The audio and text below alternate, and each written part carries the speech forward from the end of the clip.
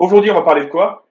On va parler de SEO, bien sûr. On va parler de création de contenu. On va parler de création de contenu de qualité, surtout. Voilà, c'est vraiment le but de ce webinaire, c'est de vous montrer, en fait, de vous partager, Thomas et moi-même.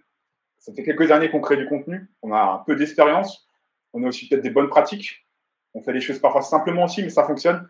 Donc, le but, c'est vraiment de vous montrer, expliquer un peu les étapes du processus de création SEO, le nôtre, pour vous inspirer. On donnera quelques astuces et bien sûr aussi, on va vous faire découvrir Sroo. Donc, le but, c'est vraiment qu'à la fin, vous avez aussi appris des bonnes pratiques de notre part, que vous savez aussi comment créer des bons briefs de contenu, parce que moi, on pense que c'est vraiment la base du SEO copywriting, et aussi comment collaborer avec vos rédacteurs, etc. Comme je le disais, je suis très content d'avoir Thomas avec moi aussi dans ce webinaire, parce que voilà, Thomas, c'est un des premiers utilisateurs de Sroo. Voilà, il y a Sroo à bientôt 5 ans, et j'en parlerai à la fin du webinaire. Il y a une petite surprise, donc restez jusqu'à la fin. Thomas, c'est un des premiers utilisateurs de Sroo il y a quelques années. Thomas, peut-être tu peux aussi te présenter pour les gens qui ne te connaissent pas encore, mais je pense que tout le monde te connaît dans le chat. Donc, je ne suis pas aussi connu que toi, Samuel. merci en tout cas pour l'invitation. C'est cool et vraiment un plaisir d'avoir rejoint l'aventure Sroo. Il y a des belles choses à faire sur le marché français. Alors pour ceux qui ne me connaissent pas, alors je suis consultant SEO pour ma part. Beaucoup peut-être m'ont vu à travers le podcast Position Zéro, qui est un podcast 100% SEO que j'ai lancé avec mon collègue Luca Fancello. Sinon, de manière générale, moi, ça fait 8 ans maintenant que je fais du SEO, 6 ans à mon compte, puisque j'ai été pendant 2 ans responsable SEO de Live Mentor, qu'on connaît bien, et c'est là justement que j'avais fait mes premiers cas d'études avec Sroo, dans lequel nous avons du coup pu utiliser les briefs, la première version, et c'est là en fait qu'on s'est rencontrés avec Sam. Et donc, effectivement, on a tous les deux une grosse approche contenu. Moi, sur le blog de Live Mentor, j'ai dû écrire plus de 150 articles maintenant. J'ai géré une équipe de 6 rédacteurs, donc on a pu voir la création et aussi la gestion. On en parlera aussi aujourd'hui lors de ce webinaire. Merci pour le retour sur Position Zéro. Et voilà, globalement, sur ma présentation, et je vis pour ma part La Réunion. C'est pas encore le cas actuellement, je suis en métropole, mais j'y retourne dans 15 jours. Super, donc on va commencer. J'ai partagé mon écran, bien sûr. Je trouve juste pas ma souris, je suis perdu. Il y a beaucoup de choses. J'espère qu'on va tenir en 1 heure. C'est clair. Ouais, le lapsus révélateur. Ah, chef, ouais. Thomas, tu sors du webinaire. Désolé. Alors, qui c'est qui est chaud pour bannir Thomas? Levez la main. Non, je rigole.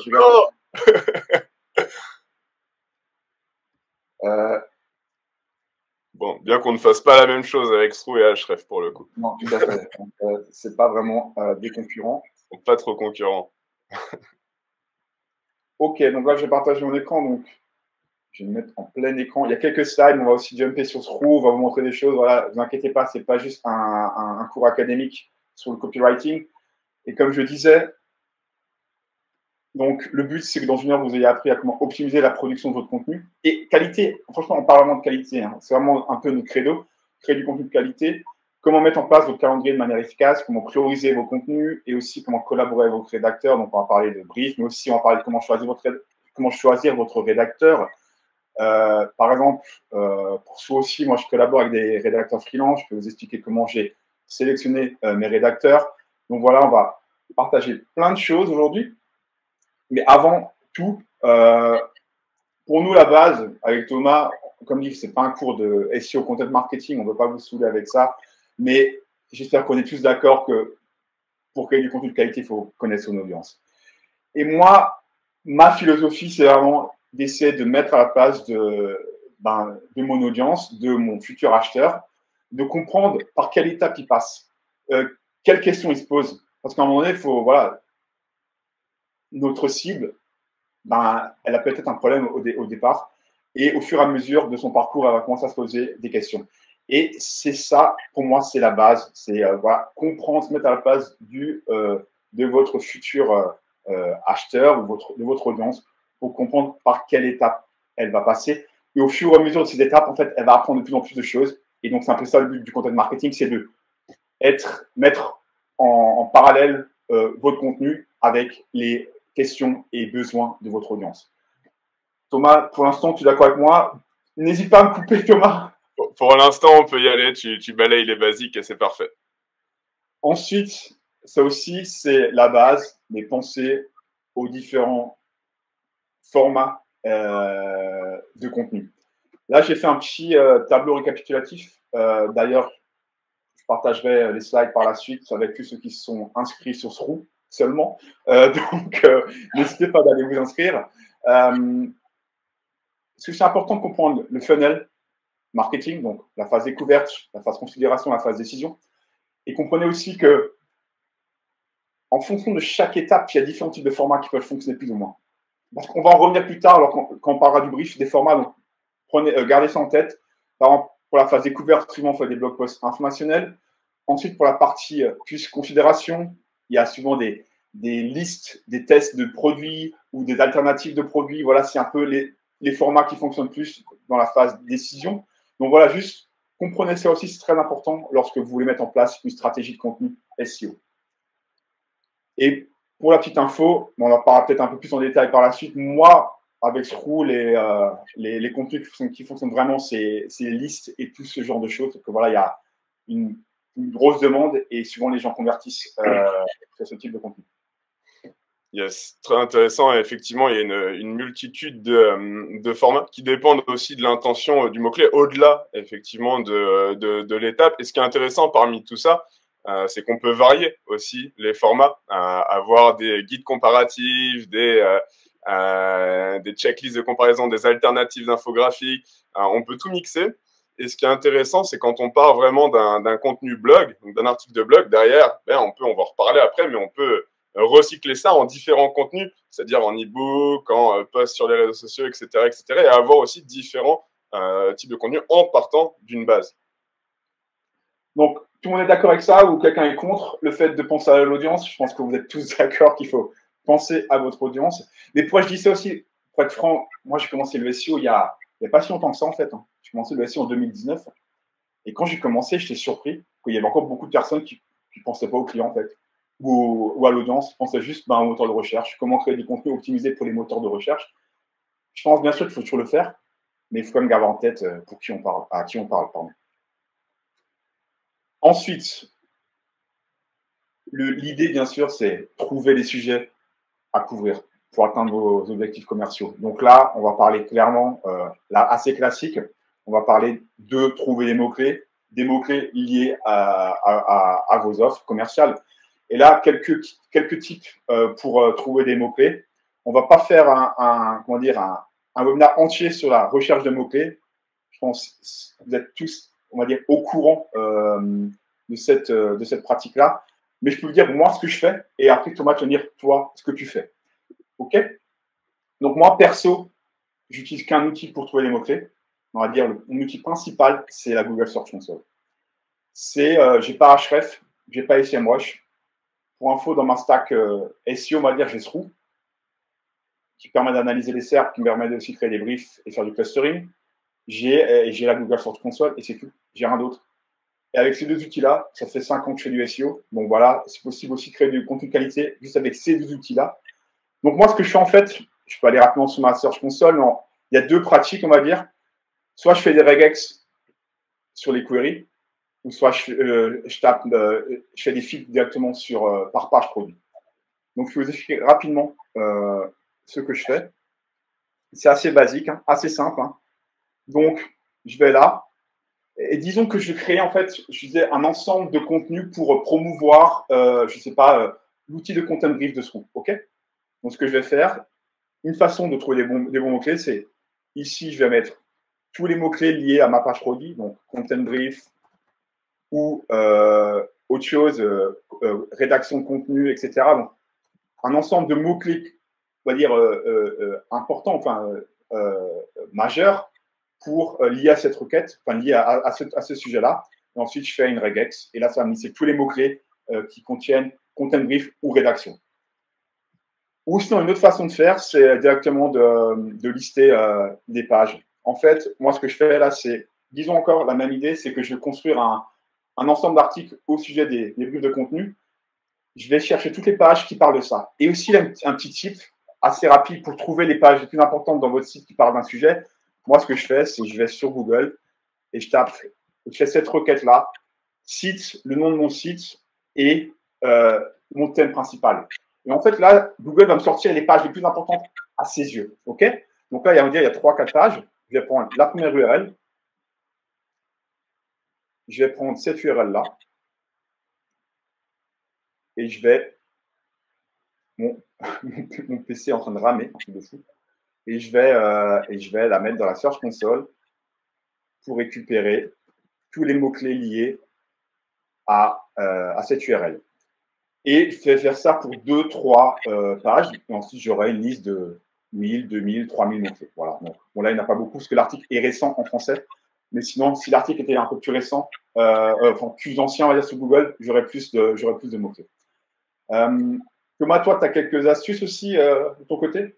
Très bien. Ouais, carrément. Mais déjà aussi, je profitais pour rebondir sur la petite astuce, la petite formule que tu donnes, site, domaine et sujet. C'est aussi très intéressant quand on n'a pas forcément d'outils pour faire du maillage interne, juste pour savoir un peu les contenus qui sont sur un sujet. Et après, tu vas pouvoir faire du lien entre nos différents contenus qui parlent de content brief. C'est aussi cool ce que tu montres pour le maillage interne. Au-delà de ça, pour les mots-clés, alors il y a une multitude d'astuces. D'ailleurs, j'avais écrit un guide de plus de 10 000 mots sur comment trouver des mots-clés sur Live Mentor. Je pourrais vous le partager si vous voulez. Mais il y en a plus. On peut déjà, premièrement, commencer par le jus de cerveau, qu'on aime beaucoup. Si je prends l'exemple concrètement de Live Mentor, chez Live Mentor, on a plein de formations, formation WordPress, formation Instagram, formation IA. Et tout simplement, en fait, la première chose qu'on va se demander, c'est OK.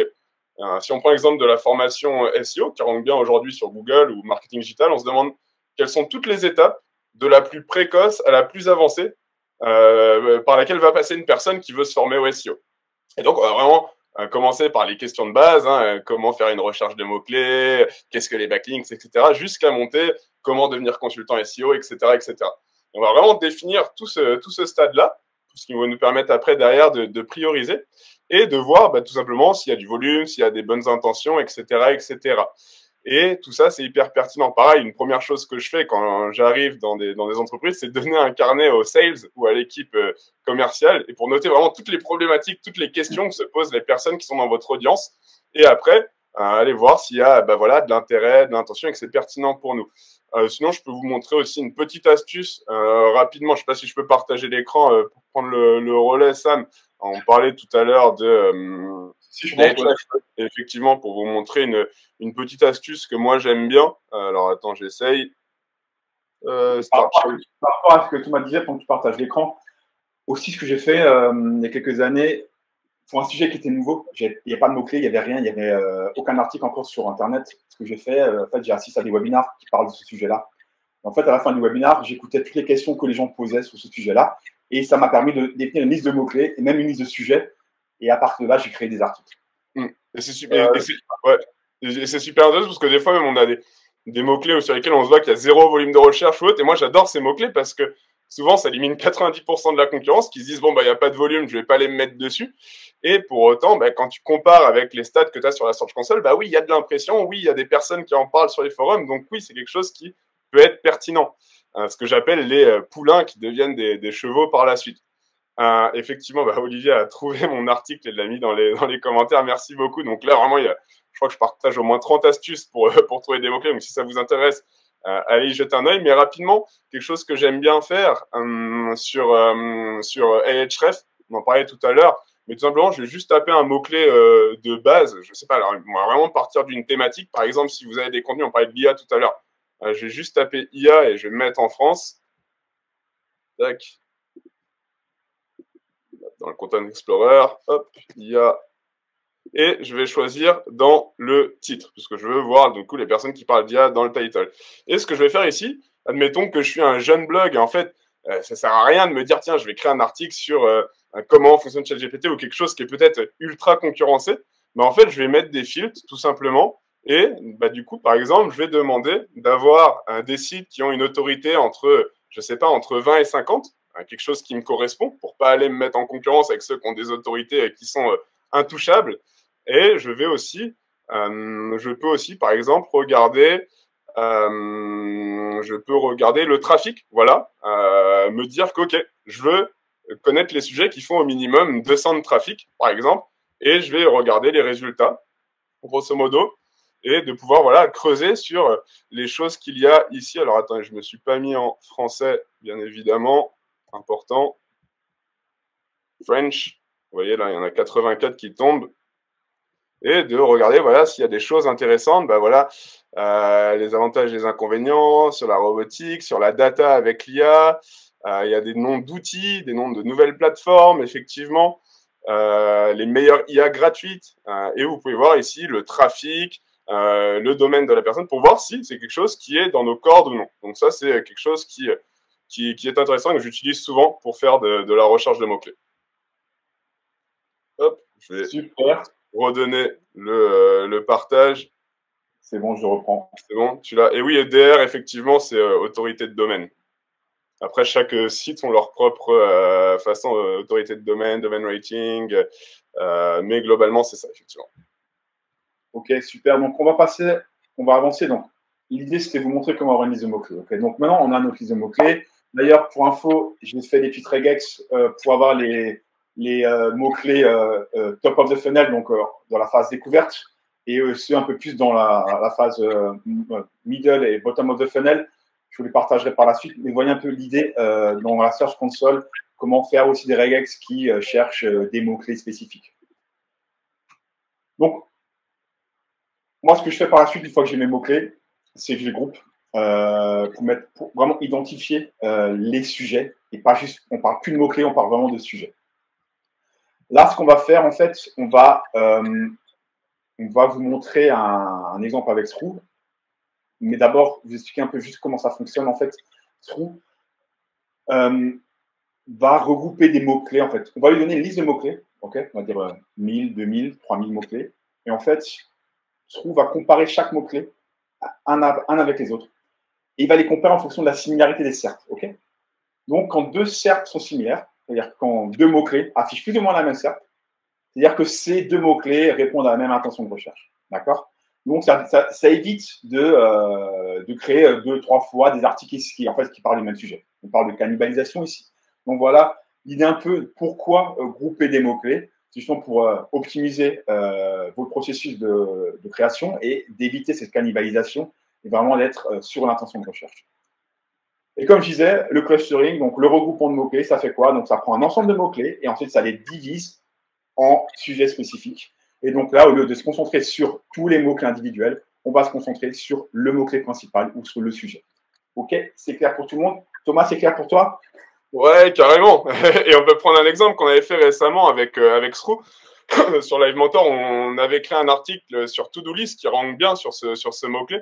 Et on s'est aperçu en faisant justement ce clustering que dans l'article, on parlait des outils de To-Do List, mais que ça pouvait clairement faire un article à part. En fait, il y avait de l'intention, il y avait du volume, et c'était une intention qui était différente, hein, liste, outils et To-Do List, et comment faire une bonne To-Do List. Et voilà, des fois, ça permet de partir d'un gros sujet, de le déchausser en d'autres articles, et c'est hyper intéressant. On pourra parler après de la diversification, qui est le bon cousin de la cannibalisation, mais c'est quelque chose qui est une fonctionnalité que j'adore utiliser sur Sroux.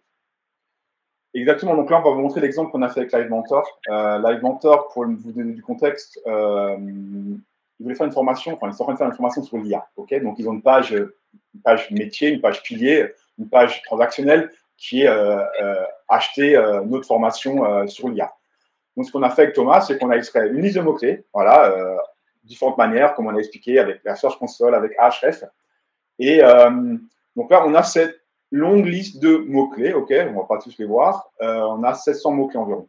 Donc, comme je disais, c'est un peu compliqué de se dire, ben, j'ai qu'un article sur ça, un sur ça, un sur ça. Et donc voilà, le but, c'est qu'on va utiliser Sroux maintenant.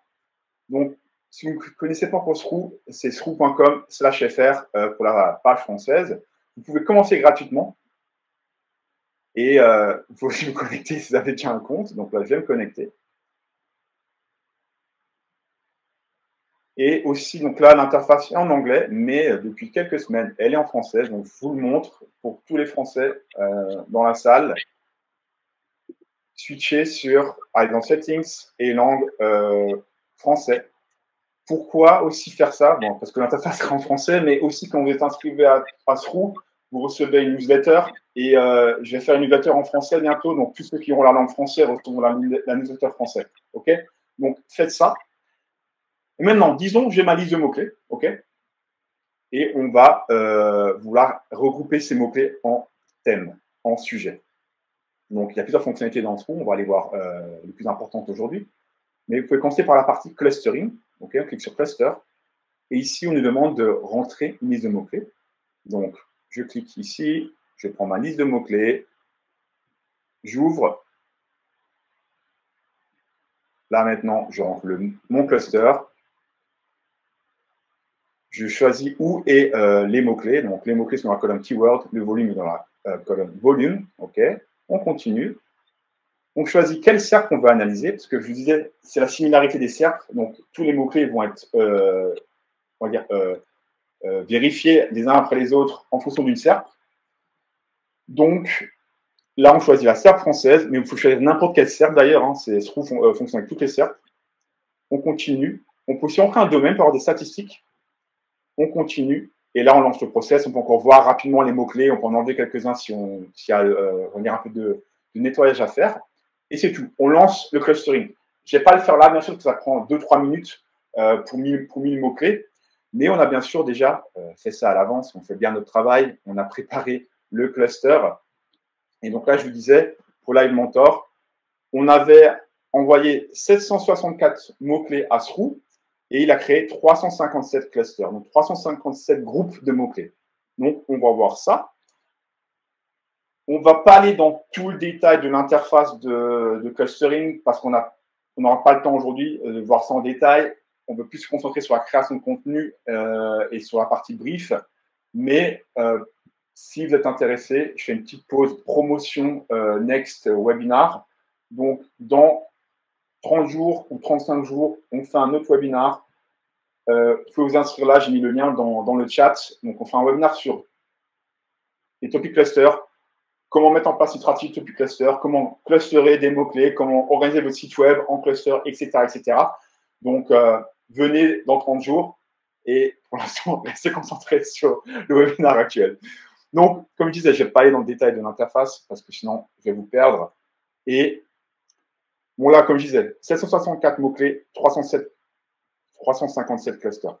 Donc, l'idée de l'outil, en fait, le but principal, c'est d'identifier les thématiques principales, donc vos futurs articles. OK?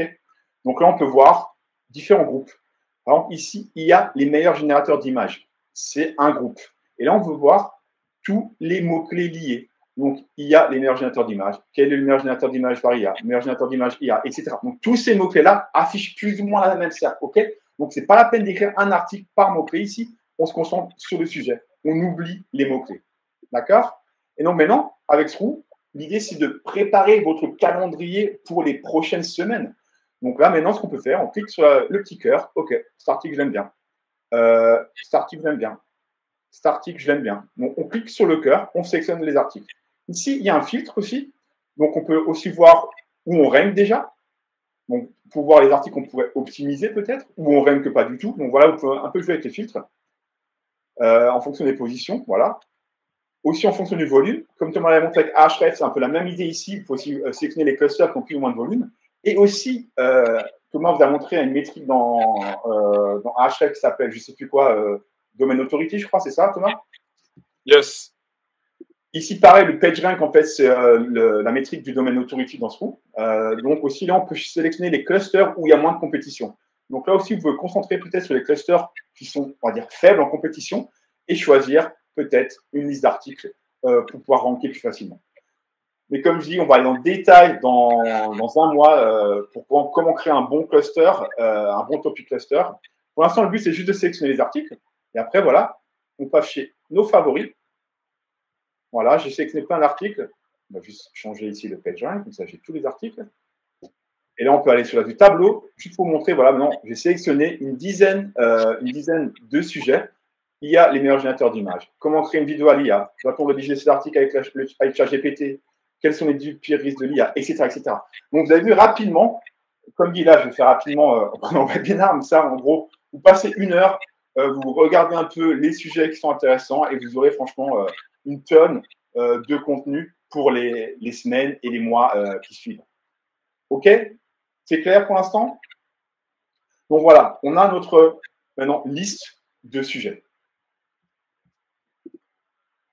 L'étape suivante, taille. Pablo, taille. Je ne sais pas si tu parles à moi ou si tu parles à Thomas, mais donne plus de détails sur taille. Donc, maintenant la suite. Donc, on a nos listes d'articles, OK? Donc maintenant, le but, c'est de mettre en place le calendrier éditorial. OK? Donc, c'est placer, définir en gros la priorité. Thomas, ton côté, comment toi tu fais ou comment tu expliques un peu chez Live Mentor 80. Chez Live Mentor, comment tu fais, comment vous faites pour prioriser vos articles? Vous avez une méthodologie particulière ou c'est un peu à l'arrache? Ouais, non, carrément. Mais nous, de manière générale, effectivement, là, on voit ton calendrier édito. Mais nous, notre process, et d'ailleurs, on est assez raccord hein, sur le process de création de contenu. Ça, on commence déjà par la première étape, à savoir le ratissage des bons mots-clés, ce que vous a montré Sam à l'instant, de prioriser les bons sujets en fonction de ce qui est pertinent pour nous et de ce qu'on veut toucher.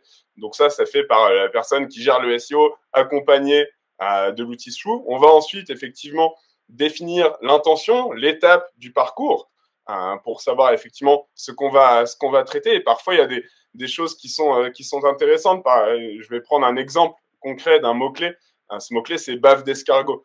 Quand on regarde sur la SERPs que les personnes qui recherchent bave d'escargot, eh bien, on pourrait se dire, OK, c'est des contenus transactionnels, on veut vendre des produits cosmétiques à base de bave d'escargot, mais pas forcément. Et c'est là qu'on parle du mix de contenu parce que ici, c'est super intéressant d'avoir un contenu qui est à la fois informationnel, qui explique les bienfaits de la bave d'escargot, ce que ça fait, comment on peut l'utiliser pour l'acné, etc. Et juste en dessous, de proposer nos produits. Donc, on a un contenu qui est à la fois informationnel et transactionnel. Suite à ça, eh bien, effectivement, une fois qu'on a les mots-clés, l'intention et le format, on va envoyer les briefs au rédacteur. On va en parler juste après, hein, comment faire des bons briefs avec Swoo. C'est aussi le but de ce webinaire, de le valider ensemble.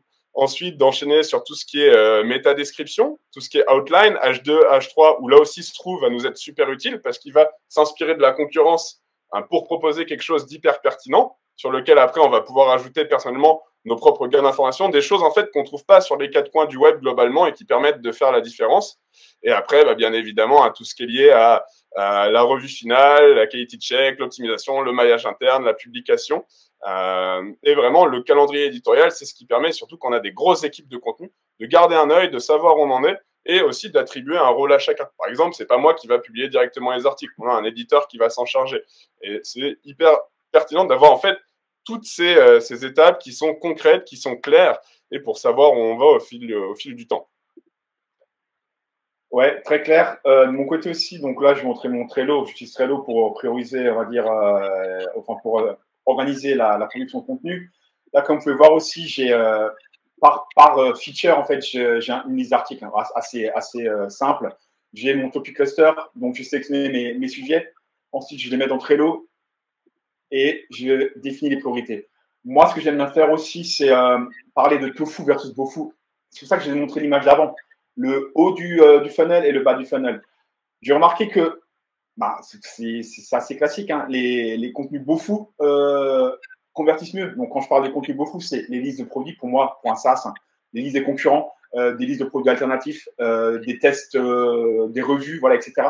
Donc, j'essaie de prioriser ces contenus-là de mon côté, bien que ce pas les contenus que je préfère à écrire, mais c'est pas moi qui écris, c'est le rédacteur. Mais voilà, juste pour info, c'est aussi penser toujours, au final, votre but, c'est quoi? C'est une conversion commerciale, je pense. Donc, aussi penser à ça.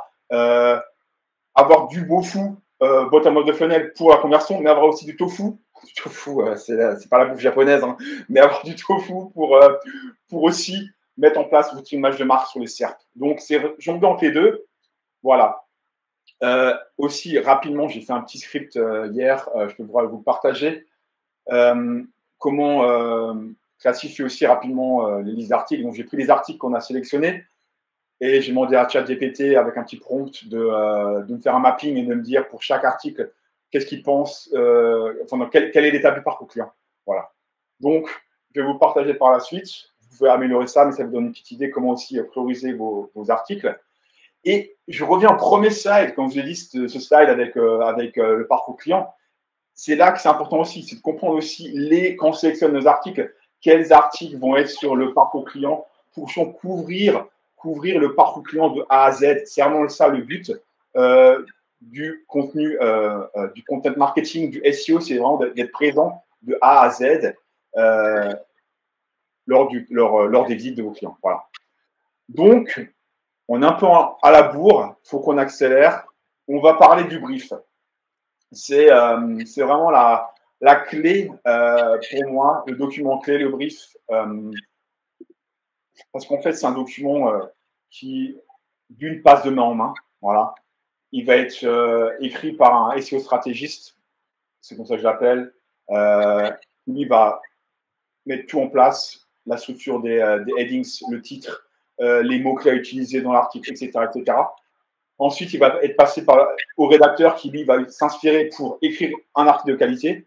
Et ensuite, peut-être par la suite, d'autres personnes dans l'entreprise vont l'utiliser pour peut-être finaliser l'édition, savoir quelles images mettre, savoir quels liens mettre, etc., etc.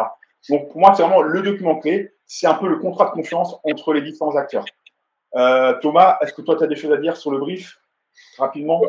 Ouais, effectivement, bah, c'est vrai que c'est un document qui est hyper important. Enfin, aujourd'hui, je me vois pas créer un article sans brief parce que c'est comme si c'est un peu la boussole en fait, le brief, ce qui nous permet de pas partir à droite, à gauche, de vraiment cadrer le rédacteur, surtout quand c'est une personne différente qui va écrire le contenu. Mais globalement, effectivement, c'est vrai que c'est cool avec Struce parce que déjà, on a des modèles de brief qui sont préfaits, mais on peut également le compléter avec des éléments qui nous sont propres. Mais globalement, pour répondre un peu à ta question, ben, effectivement, moi, il y a plein de choses qui va rentrer dans mon brief. Effectivement, le fait d'avoir un titre accrocheur, d'avoir une intro qui donne envie, d'avoir un sommaire cliquable, d'avoir une big idea, c'est-à-dire une ligne directrice qui a un début, un milieu et une fin concrète, des paragraphes aérés, des illustrations et surtout, ben, délivrer des choses qui sont pédagogues, qui sont actionnables avec des histoires, des exemples, des exercices. Et tout ça, en fait, c'est hyper pertinent de l'indiquer en fait au rédacteur, en plus de l'outline, c'est-à-dire en plus du plan, du squelette de base, pour que, en fait, une fois qu'il commence à bosser dessus, bah, on a déjà en fait une visu globale que tout le monde peut valider. Et derrière, ça ne fait pas perdre de temps parce que rien de pire que de revenir sur un article qui est déjà écrit. Ça fait perdre du temps à la fois au rédacteur, à la fois à l'équipe. Et partir d'un brief, c'est vraiment la base pour créer un bon contenu. C'est clair. Donc là, je vous ai partagé un article qui liste tous les éléments que vous pouvez mettre dans un brief. À vous de voir la taille du brief que vous souhaitez. Et Thomas l'a dit, le but aussi, c'est de créer des modèles, des templates réutilisables, où là, vous avez différents types d'éléments que vous allez ensuite réutiliser pour vos briefs futurs. Je vais vous montrer maintenant comment on crée un brief avec Sroo. C'est une des fonctionnalités clés de l'outil. Donc, on va prendre un sujet. Je vais juste me rappeler quel sujet je voulais prendre. Donc, je l'ai fait avant déjà, donc je vais juste reprendre. Voilà, c'était rédiger des articles avec ChatGPT. OK. Donc, on commence à zéro.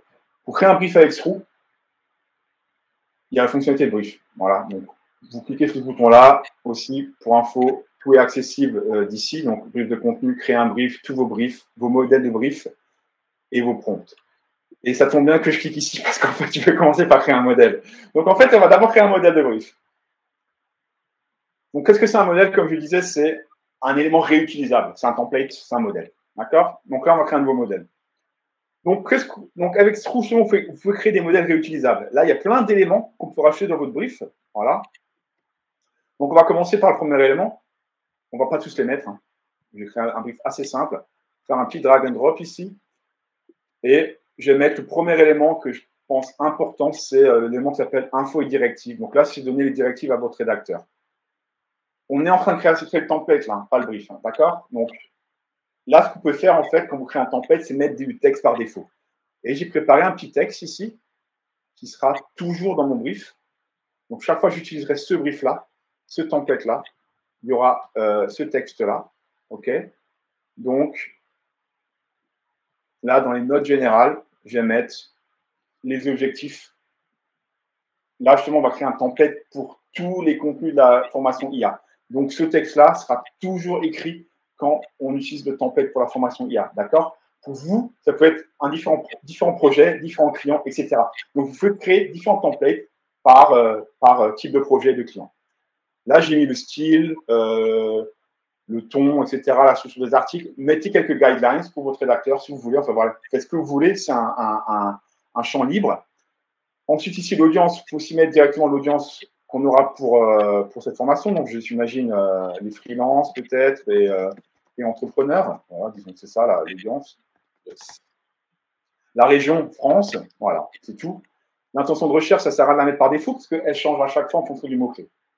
Donc, voilà le premier élément que je conseille d'avoir dans un brief. Les directives pour votre rédacteur. Ensuite, on peut mettre, par exemple, on va dire l'entreprise. Et il n'y a pas de bloc entreprise avec Sroom, mais ce qu'on peut faire, c'est un champ libre. Donc, on va prendre le champ libre, d'accord? Et je vais prendre ici, je n'ai pas mis l'entreprise, en fait, je vais mettre le persona. Voilà, les personas pour ce brief. Donc, je vais fermer ça ne sert plus à rien. Donc, ici, je vais coller mes deux personas. Et là, je vais dire, voilà, ça, c'est notre audience pour ce brief. Donc, avec l'élément texte libre, vous faites ce que vous voulez, d'accord? Ça peut être vos personas, leurs pain points, la description d'entreprise, des click to action, n'importe quoi. OK?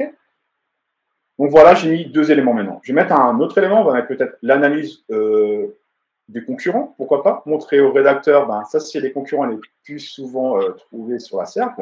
OK? Donc on aura la liste des concurrents dans le brief. Qu'est-ce qu'on peut mettre d'autre? On peut mettre, je sais pas, on va mettre les questions fréquentes. OK, voilà, les questions fréquentes, pourquoi pas. Voilà, on fait un drag and drop. Aussi, là, si la vue est un peu gênante, vous pouvez réduire la vue et vous avez juste les blocs. Donc, on met les questions fréquentes. Ensuite, ce que je vais mettre aussi, c'est les titres. Donc, l'entête de l'article. Là, c'est un élément qui aura le titre, la description, etc. Et on va mettre la structure de l'article aussi. On peut même aussi rajouter, moi j'aime beaucoup aussi ajouter la partie sourcing, c'est-à-dire quand on a des sources externes pertinentes à parler dans le sujet, des actualités, etc. Effectivement, les indiquer au rédacteur, tiens, c'est un sujet SO sur cette thématique, ce serait pertinent d'en parler, c'est des choses qui sont intéressantes.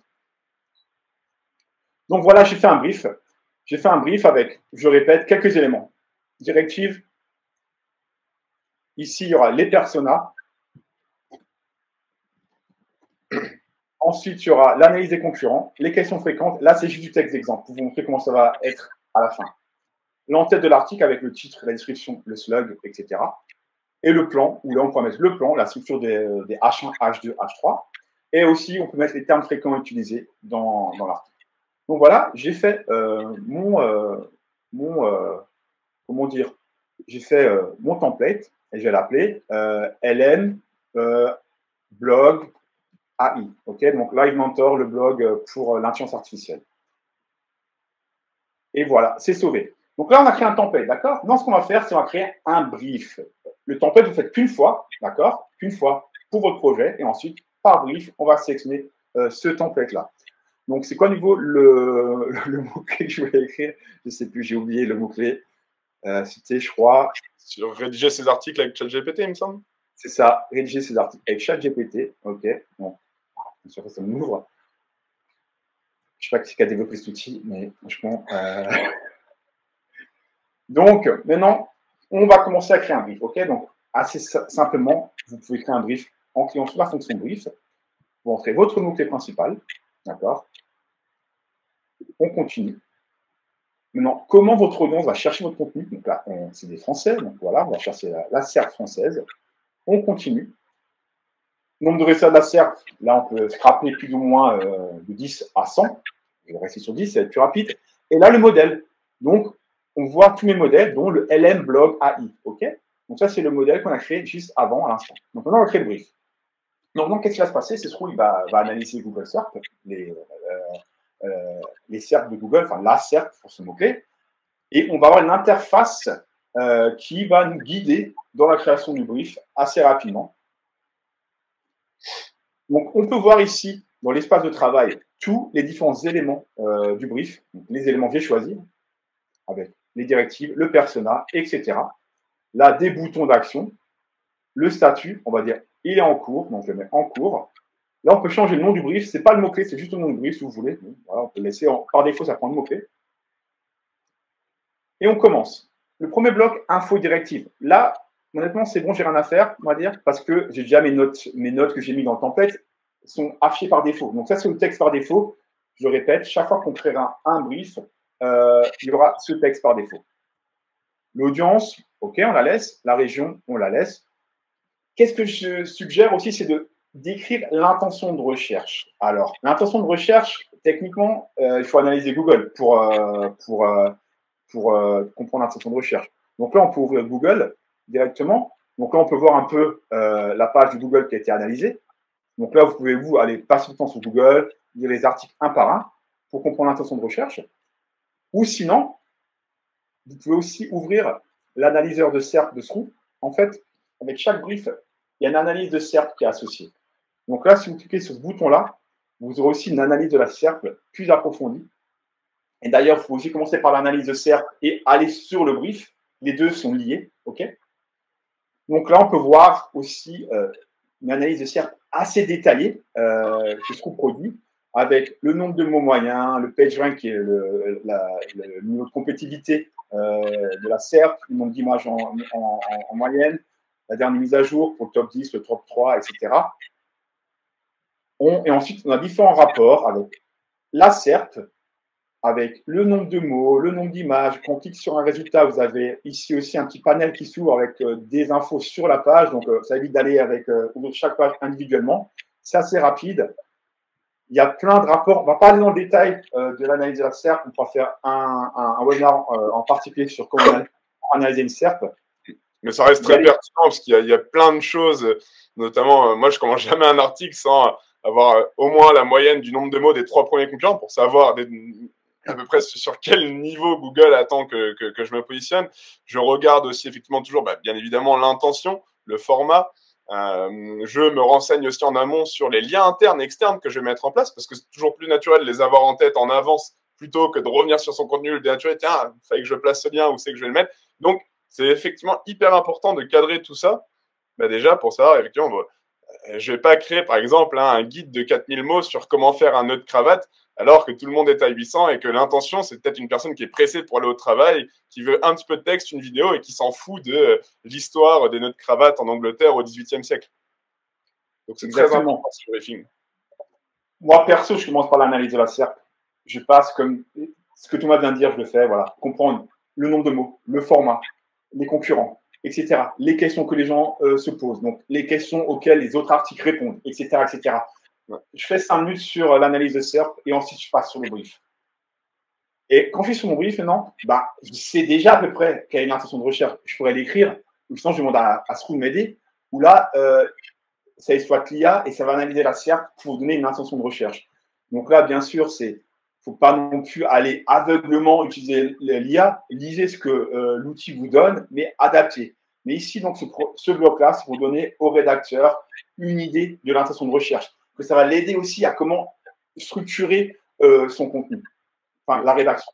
Et souvent, je trouve qu'elle est hyper pertinente, cette fonctionnalité, parce que moi, je l'ai beaucoup générée. Et déjà, effectivement, comme l'a dit Sam, il ne faut jamais faire confiance aveuglement à un IA. C'est un copain d'écriture et pas un remplaçant.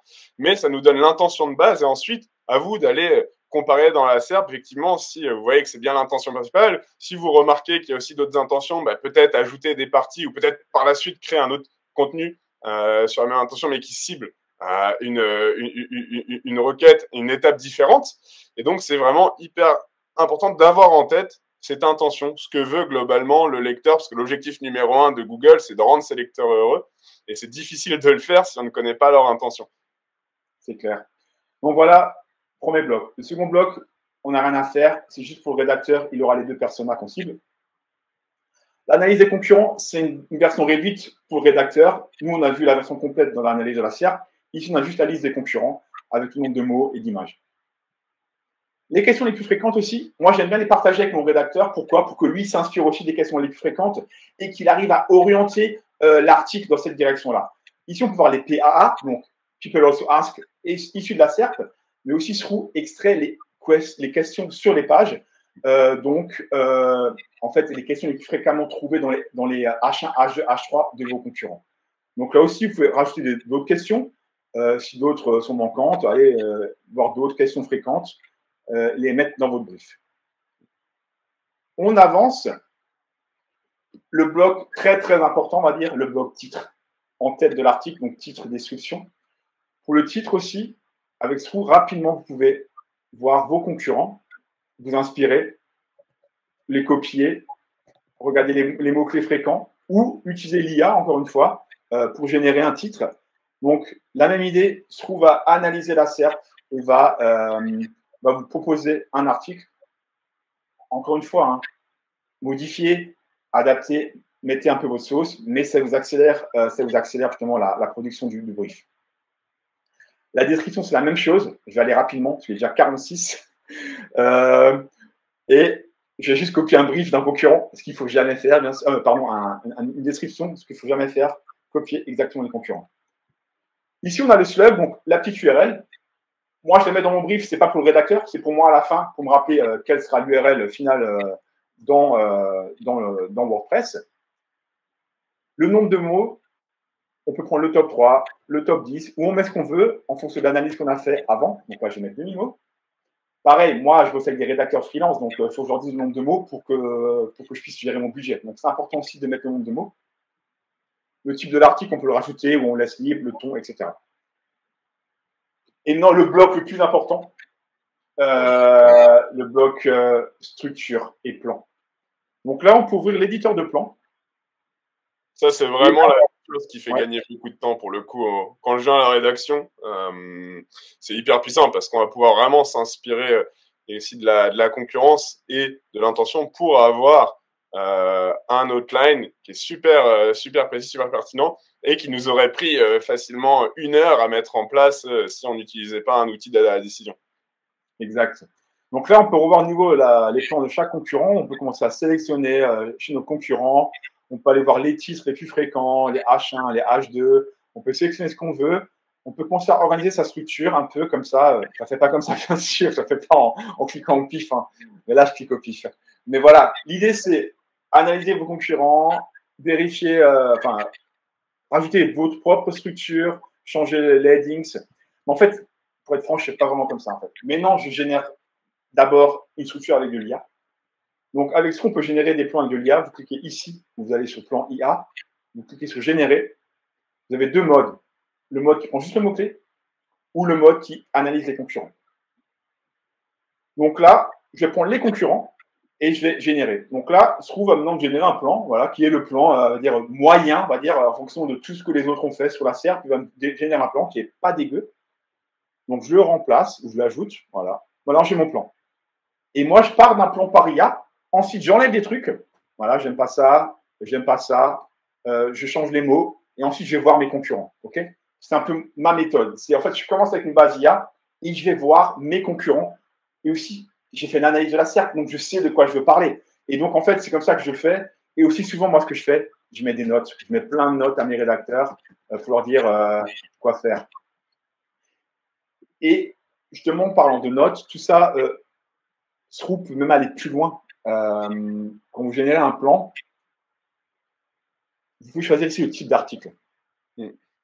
Et en fait, je vais vous montrer ça. D'abord, je vous montre. J'ai mis un qui a des notes pour les rédacteurs en français. Donc là, on va générer un nouveau plan. Et là, vous pouvez voir que en fait, Sroux m'a rajouté des petites notes sous chaque headings. C'est intéressant. Hein. Donc, ouais, pas mal. Ça me permet encore d'accélérer le brief et donner plus de pertinence ou d'informations au rédacteur. En fait, ce que je vous montrer par là, c'est qu'on peut générer plein de types de structures avec Sroux, parce qu'en fait, là, ces choses-là, les types d'articles, en fait, vous pouvez les créer vous-même. Donc là, rapidement, je vais vous montrer ça. On peut créer un prompt de plan La traduction française, elle est horrible, mais c'est un prompt de plan. Et on clique là-dessus, ça vous une nouvelle interface qui est aussi accessible par là. Donc en fait, vous faire vos petits prompts, ok. Et là, je vais vous montrer celui-là, le dernier là. Donc en fait, je dis le plan est un contenu pour article de blog. Parce que chaque H2, H3 met un titre, met une note pour le rédacteur dans une balise clé. Tu commences par la libellé de notes pour le rédacteur et tu écrit en français. Donc en fait, ce que je veux dire par là, c'est que vous créez des petits prompts qui vous permettra de structurer, de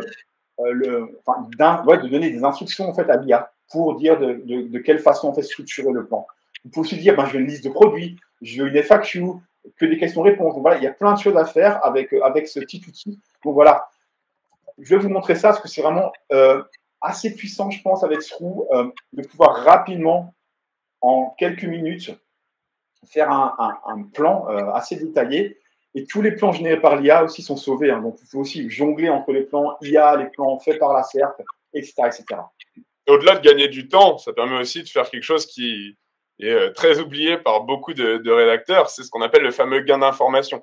Et vu qu'on a une vue globale sur ce que fait la concurrence, on se dit, OK, qu'est-ce que l'un couvre que l'autre ne couvre pas? Qu'est-ce que je vais pouvoir apporter qui est pertinent? Qu'est-ce que ça va être aujourd'hui, 90% des rédacteurs font la même chose. Ils regardent le top 3, ils s'inspirent du top 3, ils font un article comme ça. Mais Google le dit, quand on met en comparaison plusieurs documents, on retrouve tellement de similarités que parfois c'est difficile de les classer.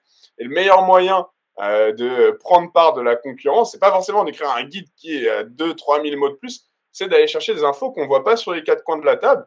Et ça va passer par des choses qui sont hyper pertinentes. Et se renseigner sur les actualités, sur ce qu'on en dit sur Twitter, sur toutes ces infos, parler avec des experts, échanger avec des personnes qui sont dans cette thématique et tout ça, tous ces éléments qu'on va ajouter, ça nous permet vraiment de prendre partie de la concurrence. Donc là, on va gagner du temps avec un brief qui est préfet, des outlines qui sont clairs. Et une fois qu'on a ça, votre but maintenant, c'est d'actionner la partie humaine, la partie cerveau, et de se dire, OK, de ce plan-là, comment on va encore le rendre meilleur et comment on va le travailler? Exactement. Exactement. Très bonne remarque. Et je vais montrer rapidement aussi quelque chose avec Sroo qui peut vous aider justement à trouver des idées de nouveaux sujets. Ouais. Et pour finir, on a un dernier bloc, les termes fréquents. Donc, c'est des mots-clés peut-être insérés dans votre article. Sroo vous en propose quelques-uns. Mais vous pouvez aussi aller ici, en choisir d'autres. Voilà, je vais prendre ceux qui sont 2 mots, dire voilà, je veux ça en plus, je veux ça en plus, je veux ça en plus. Il faut aussi ajouter vos propres termes, voilà, dans le brief. Donc voilà, ça permet de créer un brief assez détaillé. Et donc voilà, j'ai fini mon brief. Voilà. Donc maintenant, on peut le partager avec le rédacteur. Et je vous le copie. Super. Et très important, effectivement, le dernier point que tu as souligné, ce qu'on appelle en SEO les entités nommées. Tous les termes sont liés à notre sujet, mais qui ne sont pas forcément utilisés par tout le monde. Et c'est en fait ce qui vient casser les ambiguïtés. Tu vas se dire, OK, il parle clairement de ce sujet, parce qu'il va parler de petits mots, de petits termes qui sont pertinentes et qui permettent de différencier un sujet d'un autre. Et donc voilà le brief final. Donc ça, c'est vraiment le brief final, le brief public qui est partagé, donc avec un lien public avec vos rédacteurs. Donc vous voyez, ultra complet, joli aussi, on va dire, c'est propre à utiliser. Le rédacteur a toutes les infos qu'il veut pour créer son contenu.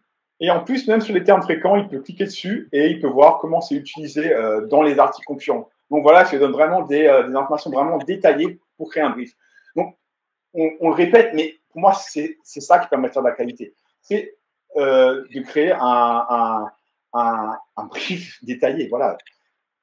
Après, à vous de choisir le niveau de complexité que vous voulez. Si vous êtes tout seul, honnêtement, vous n'allez pas forcément faire un brief détaillé, mais peut-être vous pouvez juste utiliser le bloc pour le plan. Voilà, donc ça, c'est un template simple. Faites juste un template avec l'éditeur de plan et ça vous permettra d'accélérer votre rédaction de contenu. Donc voilà, on a fait le tour de l'outil de brief. J'aurais voulu faire une seconde démo, mais on n'a plus le temps. Donc, on va juste avancer. Juste rapidement, ce que je vais vous montrer aussi par rapport à ce que Thomas a dit aussi.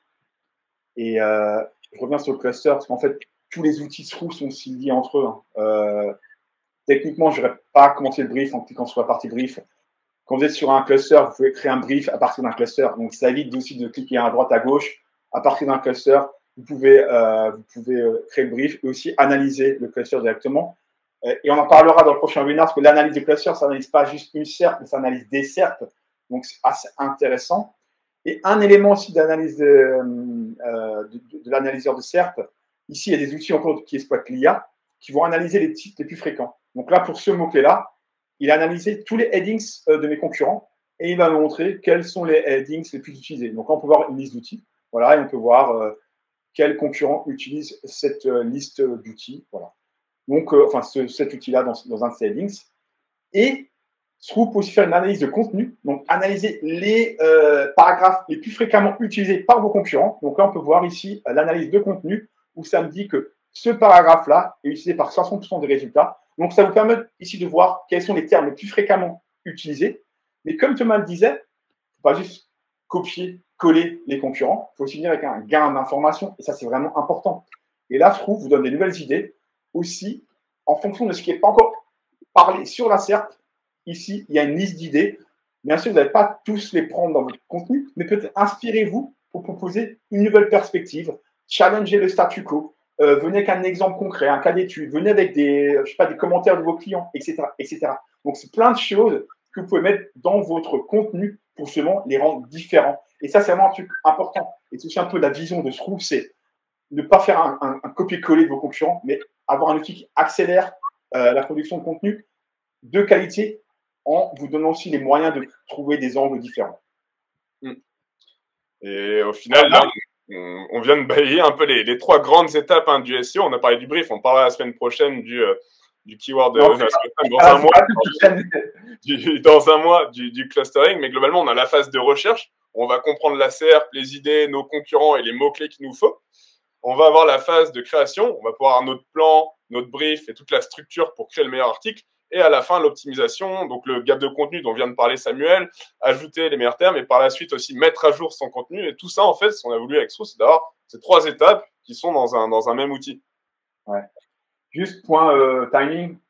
Moi, c'est bon de continuer jusqu'à 18h plus. Thomas, c'est bon pour toi? Moi, c'est bon pour moi. Bon, j'ai piscine, mais je l'ai annulé. Moi aussi. Voilà, je pense encore un petit quart d'heure pour la quarantaine de personnes encore présentes. Ouais, donc, pour vos questions rapidement, Olivier, l'exploration des nouvelles idées prend-elle en compte les écrits? Oui, exactement, c'est ça. En fait, Sroop analyse l'existant pour dire, par rapport à l'existant, quelles sont les idées nouvelles. Donc, vraiment, c'est des informations qui n'existent pas encore sur la SERP. Et Serge, lui, avec le plan agence, tu as accès à tout. Donc, le plan agence, il n'y a pas de souci, tu as accès à tout. Donc voilà, je voulais vous montrer encore d'autres choses sur le brief. On peut faire des briefs sarcastiques aussi, c'est magnifique, on peut faire des briefs sarcastiques. Donc bref, je vous montrerai lors d'un prochain webinaire comment créer du contenu sarcastique. Pour rapidement finir, parler rapidement de la collaboration avec les rédacteurs. Mon feedback ou ton feedback, Thomas, peut-être as des petites astuces à donner une fois que le brief est donné. Comment tu fais pour garantir que le contenu est de qualité? C'est mute. Voilà, c'est bon. Si je devais effectivement donner 3 à 4 conseils sur comment bien collaborer avec ces rédacteurs, bon, le premier, effectivement, on va pas revenir dessus, mais c'est leur donner un brief, leur donner une direction, une boussole. Sinon, ils vont perdre du temps, ils vont naviguer à l'aveugle, ils vont prendre plus de temps et donc peut-être aussi derrière vous facturer plus cher. Ça, c'est la première chose. La deuxième chose, moi, que j'ai remarqué après 3 ans chez Live Mentor de création de contenu, c'est que c'est pertinent de bosser en fait avec les mêmes rédacteurs, souvent sur la durée. C'est plus simple, c'est plus quali, ils connaissent les process et ça fait les outils également et c'est vraiment game changer.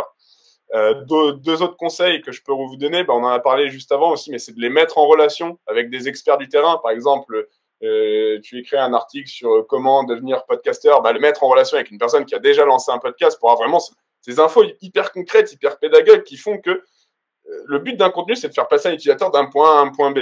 C'est de lui permettre d'être une nouvelle version de lui-même. C'est de lui permettre d'avancer. Et sans ce gain d'information, sans ces choses concrètes et pédagogues, on reste un article lambda qui est en concurrence avec tous les autres. Et un dernier point que j'aime bien faire, ce qu'on a mis en place chez Alimentor, c'est ce qu'on appelle un codex qu'on a mis en place sur Notion. C'est-à-dire que au fil du temps, tous les jours, dès qu'on a des idées, c'est trié par catégorie, IA, marketing digital, WordPress. Et dès qu'on a des idées, boum, on va les mettre dedans. Et ensuite, le rédacteur, il a accès au codex. Il peut juste taper le sujet sur lequel il est en train d'écrire et il a plein de références, plein d'outils, plein de dojos qu'on a fait avec Live Mentor sur lesquels on voit comment faire des bons titres, comment faire des bons contenus. En fait, tout ça, ça va vraiment aider sur le long terme vos rédacteurs à avoir une bonne relation, à aller plus vite et derrière à être satisfait du travail. Moi, ce que je peux te dire aussi, juste un point, c'est quand je travaille avec les freelances, j'ai dû sélectionner mes freelances pour travailler sur Sroom, bien sûr. Voilà, assez classique aussi, mais ce que j'ai fait un test assez, comment dire, assez, pas compliqué, mais assez strict. En fait, je leur ai donné tous le même brief, simple. J'ai sélectionné une dizaine, voire 15 rédacteurs, tous le même brief. Je les ai payés aussi pour ça, voilà, parce que tout travail mérite salaire. Donc, j'ai pris 15 rédacteurs, j'aurais dit, voilà, ça c'est l'article. Écrivez-moi les 2 premiers paragraphes, enfin les 2 premières sections. Et à partir de là, j'ai choisi mes préférés. Donc, important aussi, contenu de qualité, faites une bonne sélection, c'est important. Investissez dans la sélection parce que vous allez avoir le retour sur investissement par la suite. On va avancer sur cette partie-là. Finalement, aussi, ouais, on se publier, bien sûr, publier vos contenus, voilà, ça c'est clair. Mais ce qu'on voulait dire, c'est reformater vos contenus. Pour moi, j'écris des contenus. Actuellement, je pense déjà comment je vais le reformater. C'est quoi le reformatage? En fait, c'est ça. J'écris un article long. Par exemple, là, j'ai un long article sur les templates B2B et SaaS, encore en anglais, pas traduit, mais bon. Et en fait, je savais déjà à l'avance ce que j'allais faire avec. Je savais que j'allais faire une vidéo. J'ai fait plein de posts LinkedIn avec chaque section. J'ai fait une infographie dans le blog. J'ai fait la façon dont les structurer permet de faire des carousels. Donc, ça aussi, c'est actuellement, voilà, on sait que c'est compliqué. Google, les réseaux sociaux aussi, c'est compliqué, mais il faut être multi-channel. Et c'est ça aussi. Multi-channel, c'est penser à comment reformater votre contenu dès le démarrage. Donc, dès la partie brief, pensez déjà, OK, ça va me faire un carousel LinkedIn. Ça peut me faire une vidéo. Je vais la rajouter, etc., etc. Thomas, c'est quoi ton rapport au reformatage? Ouais, non, carrément, on en parlait en plus au tout début de ce webinar, la fameuse pyramide de contenu. Hein. Moi, j'aime bien effectivement voir l'article, le blog comme le sommet de la pyramide de contenu. Et après, voilà, bah, derrière, en créer, même demander à ChatGPT, par exemple, on part d'une vidéo de podcast de position 0, bah voilà, de sortir les 3 points les plus importants. Derrière, on peut en faire un article, on peut en faire des posts, on peut en faire des shorts aussi sur les réseaux sociaux de 15, 20 secondes. En plus, Google aime beaucoup ça de plus en plus et il va de plus en plus les faire ranker aussi sur les SERP en parallèle de mots-clés. Moi, j'ai plein de mots-clés sur lesquels je rank à la fois sur YouTube et à la fois sur le contenu, tout simplement parce que j'ai embed ma vidéo. Donc, il y a plein de choses hyper intéressantes à aller creuser. Et le recyclage de contenu, en fait, il est infini et c'est ce qui vous permet aussi par la suite de pas arriver, de vous poser la tête, tiens, qu'est-ce que je vais créer comme contenu, mais vraiment d'avoir un format et de se dire, OK, on part d'un contenu et on fait plusieurs blocs, plusieurs formats hyper pertinents. Mais c'est clair, en plus, moi, j'ai déjà vu ça plein de fois. Si en fait, des gens passent du temps à écrire un contenu, ben, et ensuite, ils le laissent, ils le publient, c'est tout. Maintenant, réutilisez vos contenus, réutilisez-le. Voilà, donc, très important aussi, parce qu'aussi, ça aide aussi, c'est des signaux pour Google que votre contenu est présent sur les réseaux sociaux, etc. etc. Donc, tous ces signaux-là, ne les oubliez pas, c'est des petits signaux faibles, mais c'est important. Complètement. On va finir rapidement aussi. Bien sûr, l'amélioration continue. Allez analyser vos contenus une fois qu'il est publié. Je ne vais pas vous faire une démo Sroom maintenant parce que sinon on n'aura plus le temps, ça va durer trop longtemps. Mais Sroom a aussi une partie audit pour pouvoir optimiser vos articles publiés. Donc, en gros, vous donnez l'URL d'un article sur une SERP, sur une analyse de SERP, et Sroom va comparer votre article publié contre vos concurrents, va vérifier le nombre de mots, le nombre d'images, aussi vos plans, si vous utilisez des termes fréquents, etc., etc. Ouais, on pourrait parler de ça, c'est clair. Aussi les termes, etc., etc. Je pense qu'on a dû faire un Twitch de 18 heures, en fait. Donc voilà. Thomas, toi, pour la partie optimisation, tu as peut-être aussi quelques astuces à partager avec notre audience. T'es mute, Thomas, t'es mute. En mute. Non, effectivement. Alors, je pense que c'est quelque chose qu'il faut pas prendre en compte à 100% dans le contenu. Typiquement, moi, je laisse toujours mes rédacteurs écrire vraiment comme des humains. Alors, je vais vraiment leur donner un peu ce guide des mots pertinent sur lesquels il est intéressant de se positionner. Mais le but, voilà, aujourd'hui, en 2024, on parle plus de densité de mots-clés. On parle plus de il faut mettre X% ton mot-clé dans.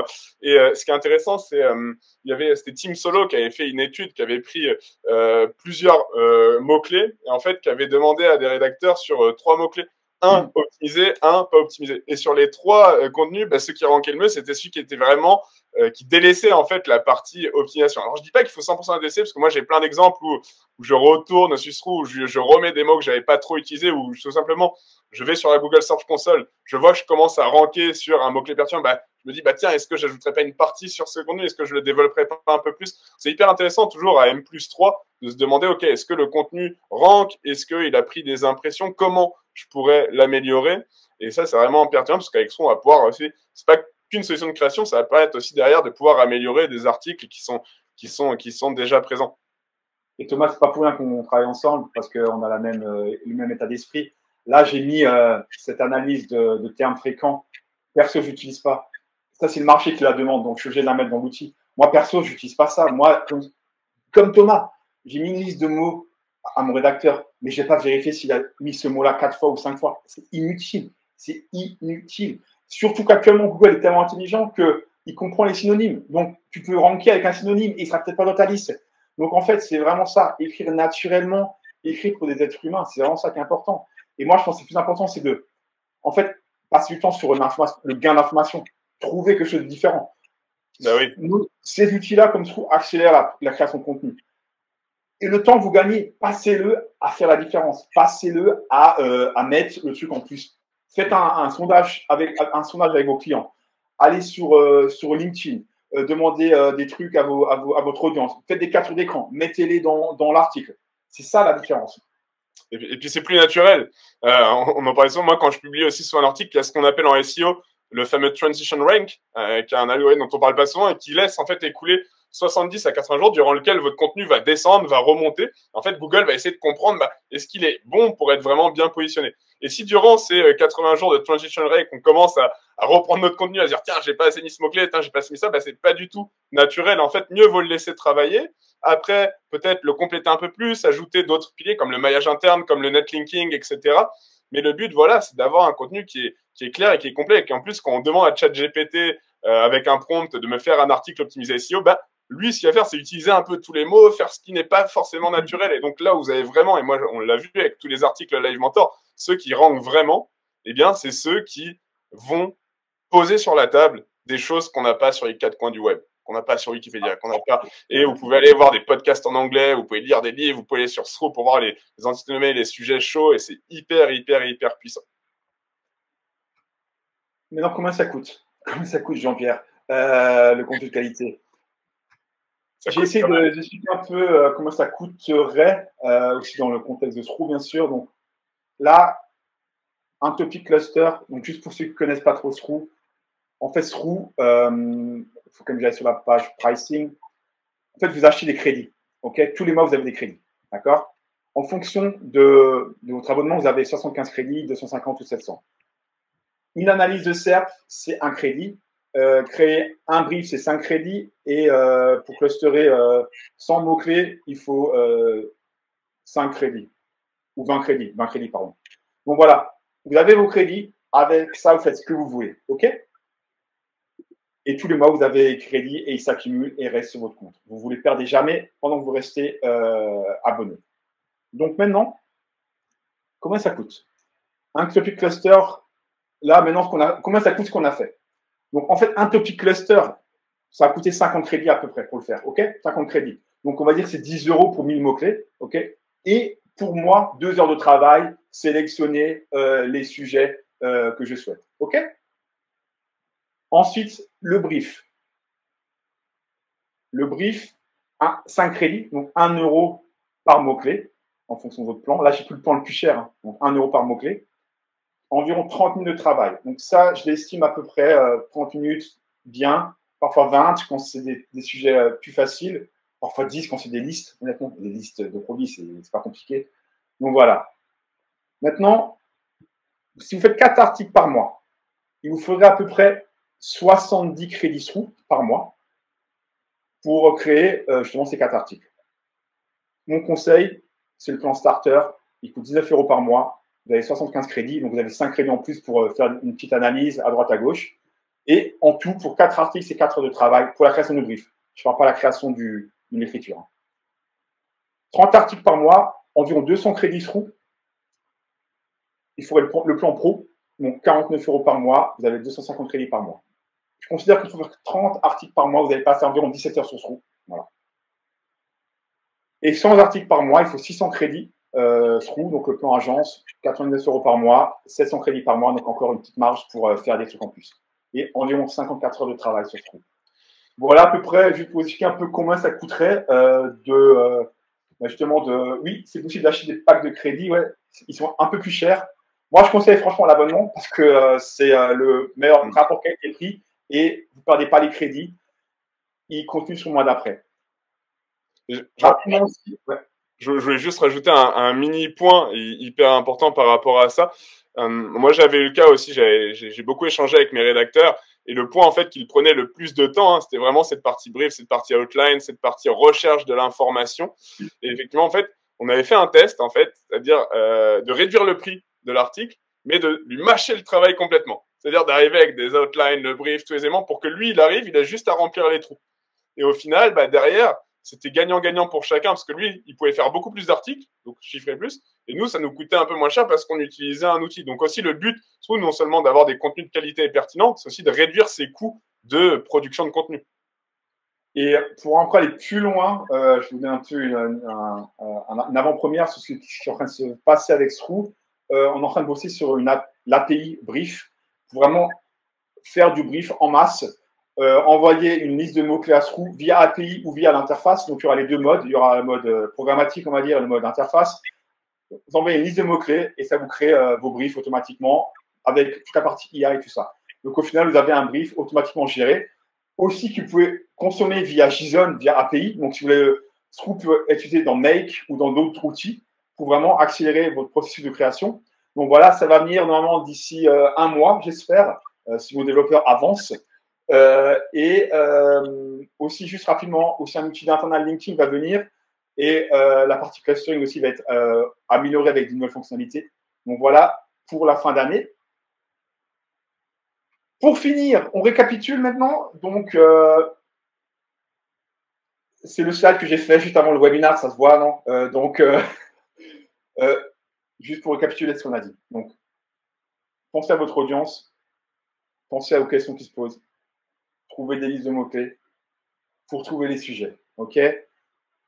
On regroupe les sujets. Pourquoi? Cannibalisation, intention de recherche. C'est important, c'est la clé. Pensez au parcours client, pensez au format. Sélectionnez vos sujets en fonction du parcours.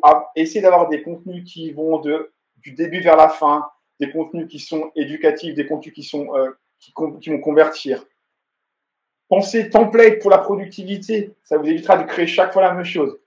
Le détail du brief pour la qualité, c'est le contrat de qualité. OK?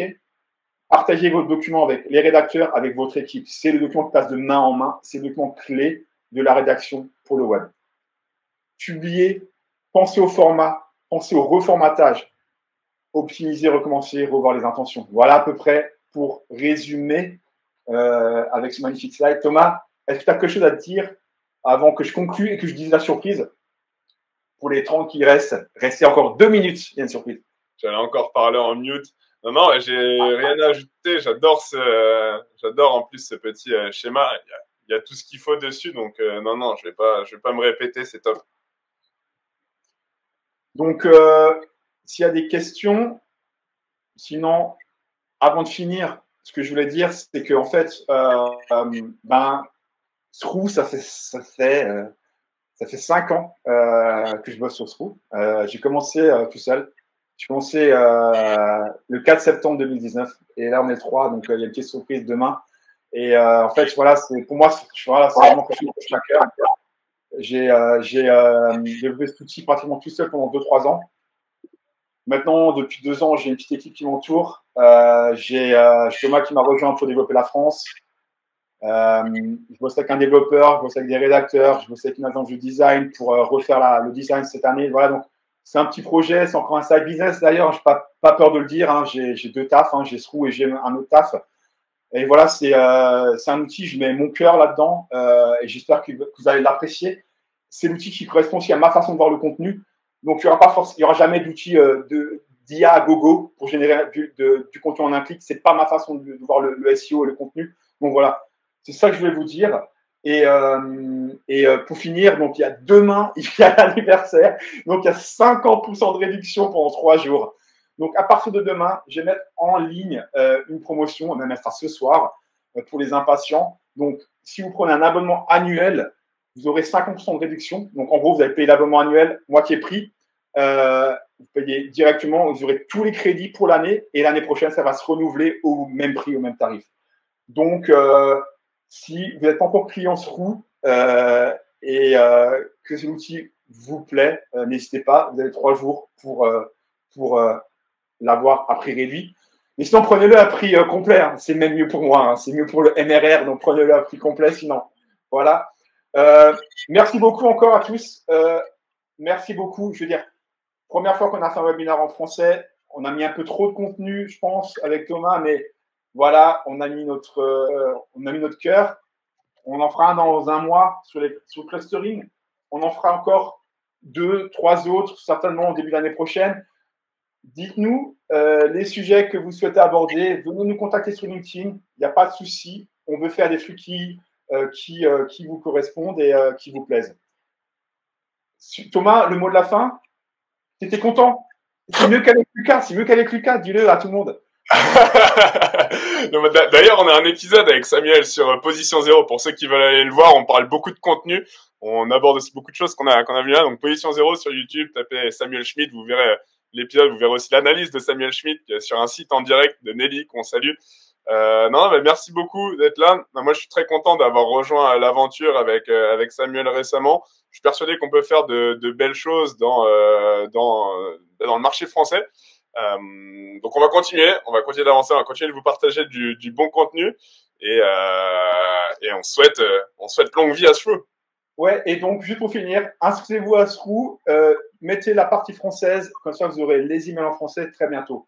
Et n'hésitez pas, venez nous rejoindre sur LinkedIn, envoyez-nous des DM, on est content, on répond à tout le monde. Allez, je vous souhaite une très bonne soirée et à très bientôt. Merci Thomas. Allez, ciao, ciao tout le monde.